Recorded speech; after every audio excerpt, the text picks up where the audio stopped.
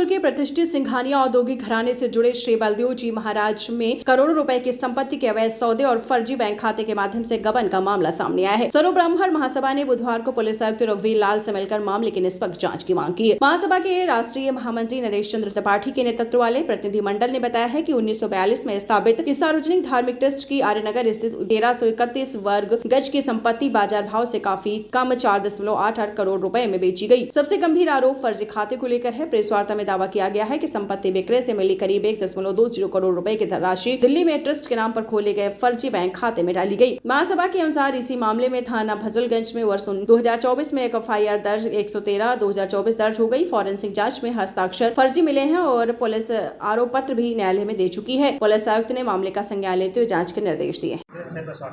अखिल भारतीय सर्व ब्राह्मण महासभा का मैं राष्ट्रीय महामंत्री हूँ।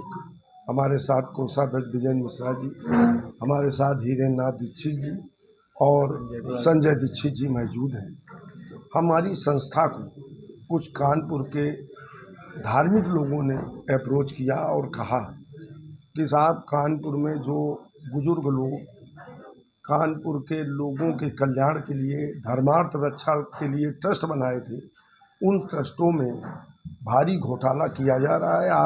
आपकी संस्था ब्राह्मणों के सम्मान के लिए, ब्राह्मणों समाज के लिए तो काम कर ही रही है, लेकिन ट्रस्टों में, मंदिरों में जो भ्रष्टाचार व्याप्त है उसमें भी आप लोगों को आना चाहिए। उनकी शिकायत पे, जनता की शिकायत पे हम लोगों ने जांच की तो आर नगर स्थित 8/15, 8/16 लगभग 1331 वर्ग जमीन जो श्री बलदेव जी महाराज टेम्पल ट्रस्ट जो करबी बांदा से संचालित है, लेकिन कानपुर में ही उसके कर्ता धर्ता जैसे ये शरदपत सिंघानिया जी हैं, विदुषपत सतपत सिंघानिया हैं, मीनाक्षी सिंघानिया हैं, ये सब लोग करता धर्ता है।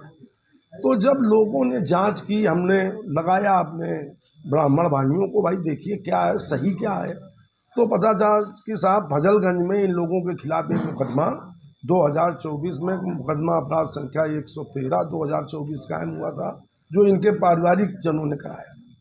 उसमें ये पाया गया कि फर्जी ट्रस्ट बनाया गया, ट्रस्ट में फर्जी दस्तखत किए गए, खाता का संचालन कानपुर से दिल्ली ले जाया गया और करबी बांदा के करोड़ों रुपए की प्रॉपर्टी बेच दी गई। इसी ढंग से आर नगर के इस मकान को, जो ये परशुराम वाटिका के सामने है, इसको भी रजिस्टर्ड एग्रीमेंट टू सेल कर दिया गया। 1,20,00,000 नंबर 1 में लिए गए और नंबर 2 वाला तो सब लिया होगा।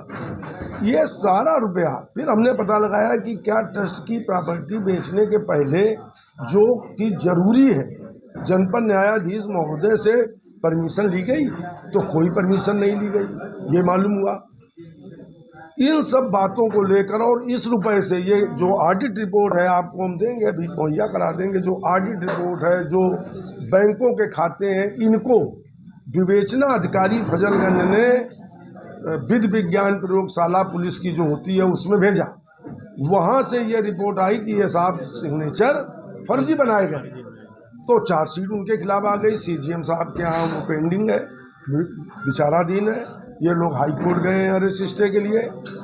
हमारा कहना ये है, अखिल भारतीय सर्व ब्राह्मण महासभा का कहना है कि आप धर्म के रुपया को अपने निजी उपयोग में नहीं ला सकते। इस मामले में मैं किसी पदाधिकारी से बात की? जी, मैं आज पुलिस कमिश्नर महोदय से मिला, उनको सारे डॉक्यूमेंट्स मुहैया कराए और उनको पूरी बात बताई, तो उन्होंने कहा मैं जांच करके कानूनी कार्रवाई करूँगा। ये उन्होंने आप लोग क्या चाहते हैं? हम लोग चाहते हैं कि जो ये धार्मिक रुपया है, ये धर्म के काम में खर्च हो, किसी की अय्यासी, किसी के बंगले और किसी के निजी उपभोग में ना आवे। ट्रस्ट का रुपया है, ट्रस्ट समाज को आगे बढ़ाते हैं, ट्रस्ट से तमाम धर्मशालाएं बनती हैं, रैन बसेरा बनते हैं, वो सब बनाए जाए।